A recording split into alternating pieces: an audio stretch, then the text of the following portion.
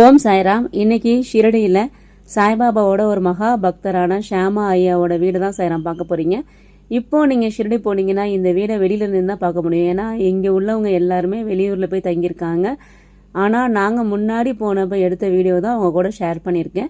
இங்கே சாய்பாபா கொடுத்த பல பொருட்கள் ஷியாமா ஐயா வீட்டில் இருந்தது. பாபா கொடுத்த புக்ஸு, பாபா கொடுத்த காயின், பால கங்காதர் திலக்கர் பாபா கொடுத்த வேஷ்டி, அப்புறம் பாபா உபயோகப்படுத்திய சப்ளா கட்டை, இது எல்லாமே ஷியாமா ஐயா வீட்டில் இருந்தது. இதை நான் ஏற்கனவே நம்ம சேனலில் வீடியோவாக போட்டிருக்கேன். இன்னொரு முக்கியமான ஒரு பொருள் பாபா ஷியாமா ஐயாவுக்கு கொடுத்துருந்தாங்க. அது என்னன்னு பார்த்தீங்கன்னா, பாபாவை பார்க்கறதுக்கு கிராமத்துலேருந்து நிறைய பேர் வந்திருப்பாங்க. அவங்க பாபாவுக்கு ஒரு விநாயகர் சிலை கொடுப்பாங்க.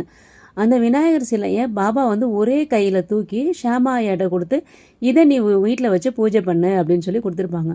ஆனால் ஷியாமா ஐயாவால் அதை 2 கையிலையுமே தூக்க முடியாது. அவ்வளோ வெயிட்டாக இருப்பாங்க அந்த விநாயகர் சிலை. அந்த விநாயகர் சிலையை பாபா கையால் வாங்கிட்டு ஷியாமா ஐயா வீட்டில் வச்சு பூஜை பண்ணியிருக்காங்க.